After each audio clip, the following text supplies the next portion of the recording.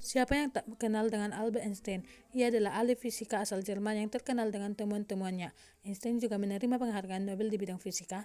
Salah satu teorinya yang paling terkenal adalah teori relativitas. Gagasan ini diterbitkan Einstein dalam 2 tahap. Pertama, ia menerbitkan teori relativitas khusus di tahun 1905. 10 tahun kemudian barulah teori relativitas umum dipublikasikan.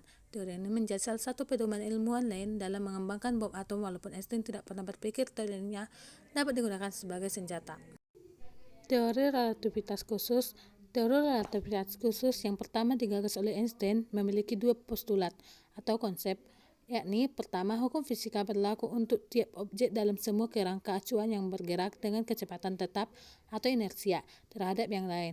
Artinya, bentuk persamaan fisika akan selalu sama walaupun dia mati dalam keadaan bergerak. Konsep kedua menyebut bahwa kelajuan cahaya dalam ruang hampa selalu sama untuk semua pengamat dan tidak bergantung pada gerak sumber cahaya maupun pengamatnya. Dengan kecepatan cahaya C sama dengan 3 kali 10 pangkat 8 meter per sekon. Berdasarkan kedua postulat tersebut, Einstein mengatakan bahwa tidak ada benda bermassa yang dapat menempuh atau menyamai kecepatan cahaya. Teori relativitas menyebabkan perubahan persepsi terhadap hal-hal yang kita alami tiap harinya, seperti relativitas kecepatan, pemulihan waktu, kontraksi Lorentz, serta relativitas massa dan energi. Relativitas kecepatan.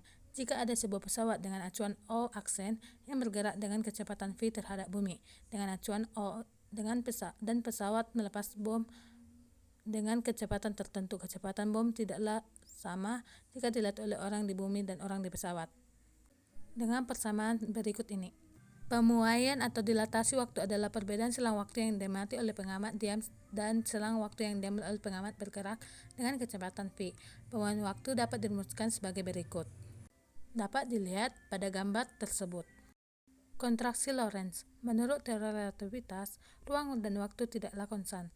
Karena itu, benda yang memiliki panjang LO akan teramati sebesar L oleh pengamat yang bergerak sejajar dengan benda tersebut dengan kecepatan v. Semakin besar kecepatan pengamat, semakin pendek pula benda akan terlihat dari panjang aslinya. Kontraksi Lorentz dapat dirumuskan sebagai berikut. Panjang benda yang diamati sama dengan panjang benda yang diamati pengamat diam akar 1 kurang kecepatan pengamat kuadrat per cahaya kuadrat. Relativitas massa dan energi. Sama seperti ruang dan waktu, massa benda yang diamati pengamat diam akan berbeda dengan massa benda yang diamati oleh pengamat bergerak dengan kecepatan v. Dilihat dari rumus berikut, massa benda yang diamati pengamat bergerak dengan kecepatan v sama dengan massa benda yang diamati pengamat diam per akar 1 kurang kecepatan pengamat kuadrat per cahaya kuadrat. Dalam mekanika relativistik, energi benda bermassa MO dalam keadaan diam dengan kecepatan v dapat dirumuskan sebagai berikut. Energi benda yang bermassa dapat diperoleh dengan rumus berikut. E sama dengan E0 tambah EK, di mana E0 adalah energi diam, E sama dengan mc kuadrat.